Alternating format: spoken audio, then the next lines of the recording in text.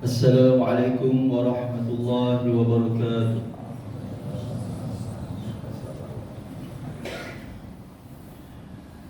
Alhamdulillahil qail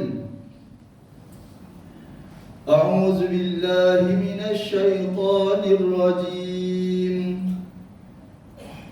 Wa jazaa'u sayyi'atin sayyi'atun misluha faman 'afa wa aslaha fa ajruhu 'ala Allah innahu la yuhibbuz zalimin.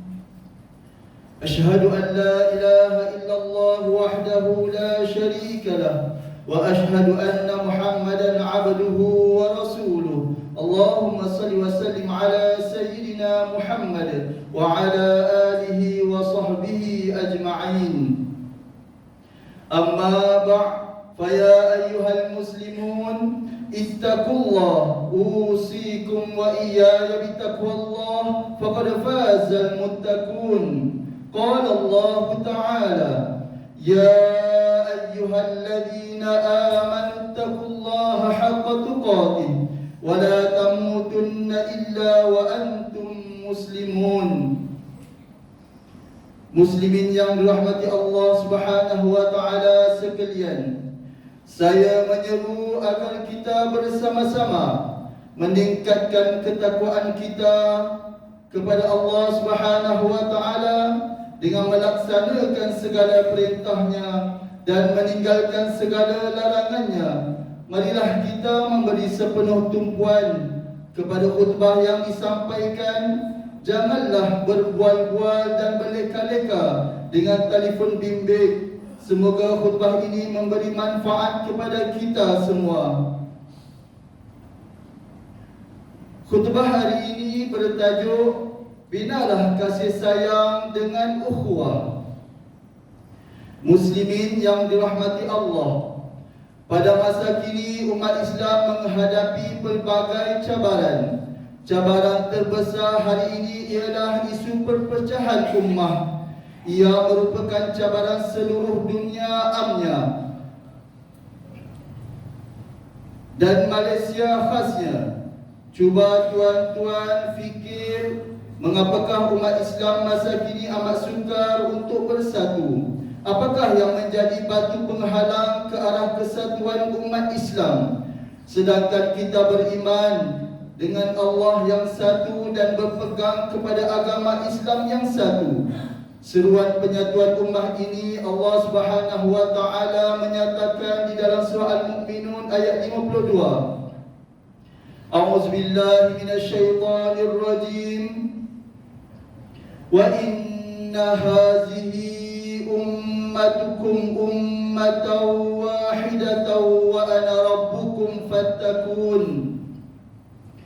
Sesungguhnya agama Tauhid ini adalah agama kamu semua, agama yang satu, dan akulah Tuhanmu, maka bertakwalah kepadaku.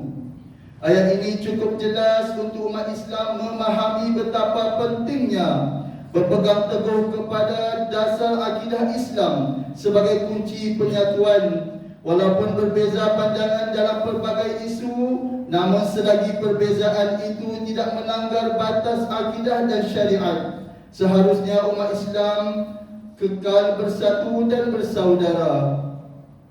Hadirin yang dirahmati Allah sekalian, dalam peristiwa hijrah Rasulullah SAW dan para sahabat ke Yathrib, yakni Madinah, antara perkara terawal yang baginda lakukan ialah mengikat umat Islam dengan ikatan kasih sayang dan persaudaraan antara kaum Ansar dan Muhajirin. Dalam peristiwa ini, bagaimanakah baginda boleh menyatukan hati kedua-dua kaum ini? Apakah rahsia yang baginda lakukan sehingga kaum Ansar dan Muhajirin boleh bersatu walaupun mereka datang dari latar belakang kaum yang berbeza? Hadirin sekalian, antara nasihat Nabi SAW untuk membina ukhuwah dan melahirkan rasa kasih sayang sesama Muslim ialah: pertama, kita hendaklah bersikap ramah dan memberi salam, sentiasa bertegur sapa dan bertanya khabar sesama kita, agar ikatan ukhuwah sentiasa terjalin dan berterusan. Ini dinyatakan dalam sebuah hadis daripada Abu Hurairah radhiyallahu anhu bahawa Rasulullah sallallahu alaihi wasallam bersabda, "La tadkhulul jannata hatta tu'minu wa la tu'minu hatta tuhabu, aw la adullukum ala syai' idza fa'altum tahabbtum, afshu salama bainakum." Kalian tidak akan masuk syurga sehingga kalian beriman, dan kalian tidak dikatakan beriman sehingga kalian saling mencintai. Maukah kalian aku beritahu dengan sesuatu yang apabila kalian lakukan, kalian akan saling mencintai? Iya, sebarkanlah, ucapkanlah salam di antara kalian. Riwayat Muslim. Berdasarkan hadis ini dapat disimpulkan bahawa salah satu amalan yang mendorong perasaan mencintai sesama Muslim ialah memberi ucapan salam kepada sesama Muslim. Kalimah salam merupakan suatu ucapan doa, kesejahteraan dan kerahmatan untuk saudara se-Islam yang akan menjadi magnet menarik keberkatan dari Allah. Institusi masjid dan surau boleh berperanan untuk menghidupkan budaya murni ini melalui kempen-kempen memberi salam, program ukhuwah, diskusi dan lain-lain. Kedua, pembinaan ukhuwah dan kasih sayang boleh dicapai apabila kita berlapang dada untuk sentiasa memaafkan saudara se-Islam kita yang lain. Kita memahami bahawa manusia tidak lari dari melakukan kesalahan. Sikap memaafkan kesalahan orang lain amat digalakkan di dalam Islam. Allah berfirman dalam surah Asy-Syura ayat 40 yang dinyatakan pada awal khutbah ini bermaksud, dan balasan suatu kejahatan adalah kejahatan yang setimpal. Tetapi sesiapa yang memaafkan kejahatan orang dan ia berbuat baik kepadanya, maka pahalanya tetap dijamin oleh Allah dengan diberi balasan yang sebaik-baiknya. Sesungguhnya Allah tidak suka kepada orang-orang yang berlaku zalim. Ketika peristiwa pembebasan kota Mekah, Fathul Mekah, tidak berlaku pertumpahan darah dalam kalangan orang Islam dan penduduk Mekah. Bahkan Nabi dan para sahabat menunjukkan akhlak yang mulia terhadap kaum musyrikin Mekah. Walaupun terdahulu mereka pernah menyiksa dan menghina baginda dan para sahabat. Bahkan Wahsy yang telah membunuh bapa saudara baginda, iaitu Hamzah bin Abdul Muttalib dalam peperangan Uhud juga baginda Nabi SAW memaafkan. Akhlak yang begitu indah ini menyebabkan mereka memeluk Islam secara beramai-ramai. Hadirin Jumaat yang dirahmati Allah, ketiga, bersegeralah memberi pertolongan dan bantuan kepada yang memerlukan pada bila-bila masa, terutama orang yang mempunyai hubungan persaudaraan paling dekat dengan kita. Pertolongan yang kita berikan dengan penuh keikhlasan mampu menyatukan hati manusia.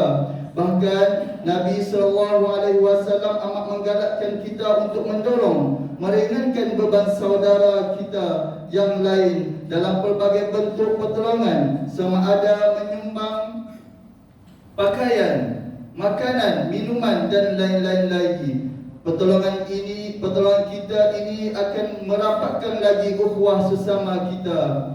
Hadis daripada Abu Sa'id Al-Khudri bahawa Rasulullah SAW bersabda, "Ayyumal muslimin kasa musliman sauban ala ghuri, kasahu Allah min khudril jannah, wa ayyumal muslimin at'ama musliman ala ju', at'amahu Allah min simaril jannah, wa ayyumal muslimin saqa musliman ala zuma'in, saqahu Allah minal rahiqil makhtum." Mana-mana muslim yang mengenakan pakaian untuk muslim yang lain yang telanjang, Allah akan memakaikan dari pakaian hijau syurga. Mana-mana Muslim yang memberi makan seorang Muslim yang sedang lapar, Allah akan memberinya makan dari sebuah syurga. Dan mana-mana Muslim yang memberi minuman kepada seorang Muslim yang dahaga, Allah akan memberinya minuman dari Rahiqil Makhtum, yakni minuman dari syurga. Riwayat Abu Daud. Keempat, peranan masjid sebagai nadi penyatuan ummah amat penting untuk melahirkan masyarakat yang bersatu padu.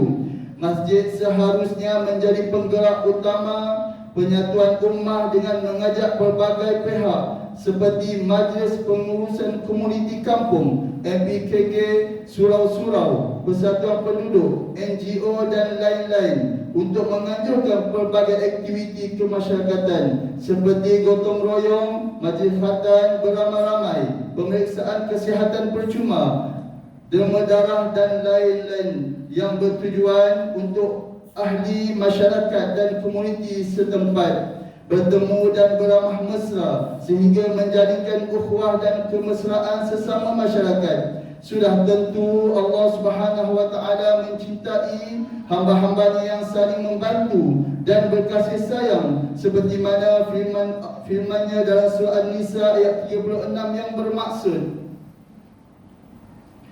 dan hendaklah kamu beribadah kepada Allah dan janganlah kamu menyekutukannya dengan suatu apa jua. Hendaklah kamu berbuat baik kepada ibu bapa, kaum kerabat, anak yatim, orang miskin, jiran tetangga dan yang dekat dan jauh, rakan sejawatan, musafir yang terlantar serta hamba yang kamu miliki. Sesungguhnya Allah tidak suka kepada orang-orang yang sombong, takbur dan banggakan diri.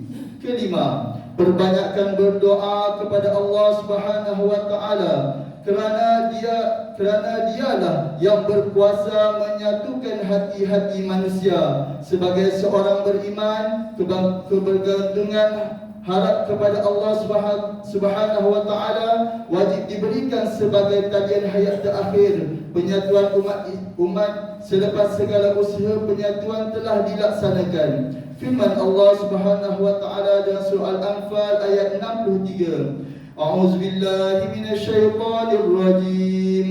Wa allafa baina qulubihim law anfaqta ma fil ardi jami'an ma allafta baina qulubihim walakinna Allah allafa bainahum innahu azizun hakim. Dan dialah yang menyatu padukan di antara hati mereka yang beriman itu. Kalaulah engkau membelanjakan segala harta benda yang ada di bumi, nescaya engkau tidak dapat jua menyatu padukan di antara hati mereka. Akan tetapi Allah telah menyatu padukan di antara hati mereka. Sesungguhnya dialah yang maha kuasa lagi maha bijaksana. Hadirin sekalian, mengakhiri khutbah pada hari ini, khatib menyeru dan mengajak seluruh umat Islam supaya menghayati beberapa pengajaran berikut untuk dijadikan sebagai pedoman hidup kita. Pertama, umat Islam hendaklah bersikap ramah terhadap orang lain dengan membiasakan diri mengucap dan menjawab salam, sentiasa bertegur sapa dan bertanya khabar sesama kita agar ikatan ukhuwah sentiasa terjalin dan berterusan. Kedua, umat Islam hendaklah berlapang dada untuk sentiasa memaafkan saudara se-Islam kita yang lain yang merupakan tuntutan dalam Islam. Sesungguhnya Allah Subhanahu wa taala amat mencintai hamba-Nya yang suka memaafkan kesalahan orang lain. Ketiga, umat Islam hendaklah menjadikan masjid sebagai tempat penting untuk membina umat yang bersatu padu dan berkasih sayang sesama manusia. Keempat, pemimpin umat Islam hendaklah sentiasa menyeru kepada perpaduan, bukannya kepada api permusuhan. A'udzubillahi minasyaitonir rajim. Innamal mu'minuna ikhwatun fa aslihu baina akhawaykum wattaqullaha la'allakum turhamun. Sebenarnya orang-orang yang beriman itu adalah saudara. Sesungguhnya orang-orang yang beriman itu adalah bersaudara. Maka damaikanlah di antara dua saudara kamu yang bertelingkah itu, dan bertakwalah kepada Allah supaya kamu beroleh rahmat. Surah Al-Hujurat ayat 10. Barakallahu li wa lakum fil Qur'anil azim wa nafa'ani wa iyyakum bima fihi minal ayati wa dhikril hakim wa taqabbala minni wa minkum tilawatah innahu huwas samiul alim. Aqulu qawli hadza wa astaghfirullahal azim li wa lakum wa lisa'iril muslimin wal muslimat fastaghfiruhu innahu huwal ghafurur rahim.